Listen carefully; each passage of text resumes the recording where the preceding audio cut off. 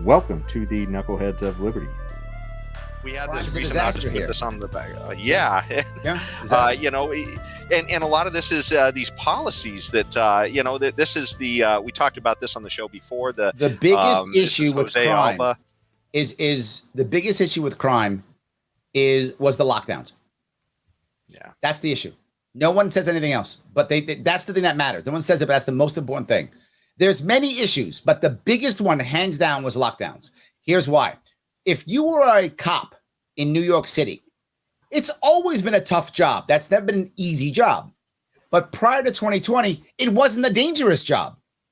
New York City cops rarely got killed in New York City before 2020.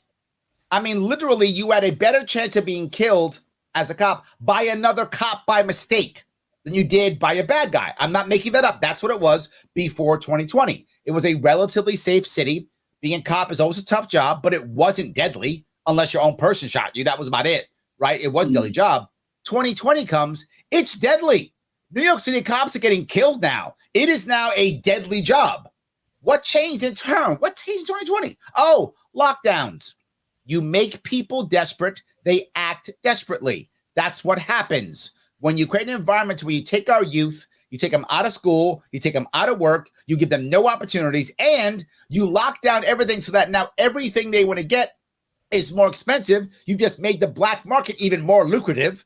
So now the bad guys who want to work in the black market, they're going, black market is lucrative. Oh, wow. Here's a workforce that's literally sitting around on the corner waiting to do something. Thank you, New York State, for giving me my workforce. Now we're all gangbangers, and now we're out there, and we're doing crimes. Now we're in the black market. What is causing crime? Two separate things. Number one, gang violence. That's the number one thing is gang violence. Why in the world would with 17-year-olds shoot people in broad daylight?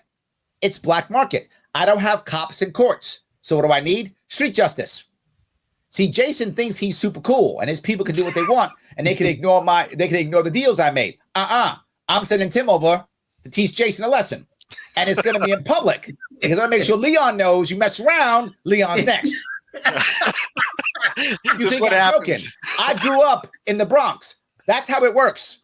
And if you've been around those areas, that's the truth. Tim is my enforcer. He's going to make sure Jason learns his lesson and Leon don't try nothing. That's what's going to happen. This is a libertarian turf war between California libertarians and New York libertarians. That's what I'm saying, right? It's bad. So that's the major part. But the second part now, that's the first part. But the second part is addiction and mental health. Now, what happened? During the lockdowns, you couldn't go get help. So now you have 2 years of mental deterioration, addiction, deterioration. That's what you have. They couldn't go get help. They couldn't be with a support structure. And they collapsed even worse. So now people who had problems, those problems are now doubled and tripled. And people who had serious problems, they're literally almost like in the psychotic state. That's why they get arrested 40 times and still commit crimes.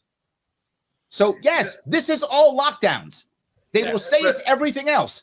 This is lockdowns. And real quick, Joe, James, can I get that visual back up? Yeah, so this is what the numbers are showing, too. This is New York State.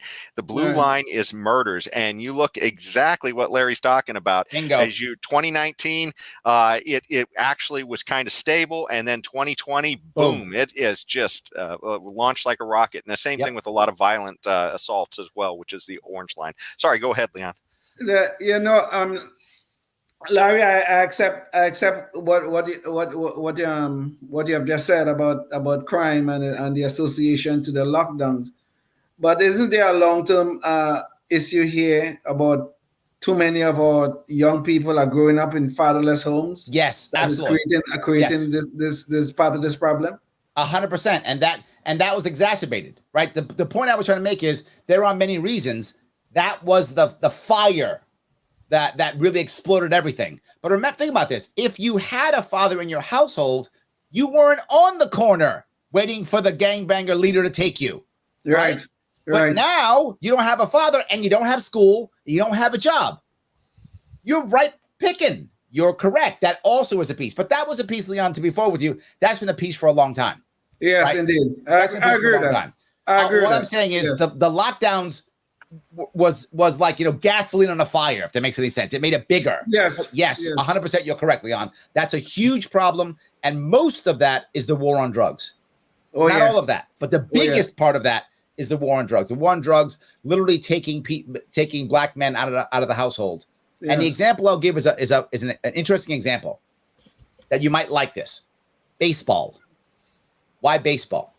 I would ask you, every single sport, of the main sports in America, American sports, are dominated by black men, correct?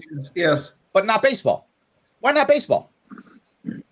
Because baseball is passed down from father to son. You take the fathers out, Oh, there's no one teaching the young men baseball anymore.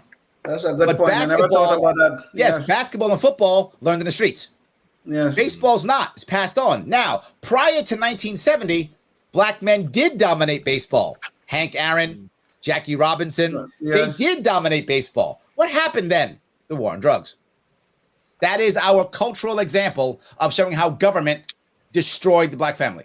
Right there. Good point. Right there.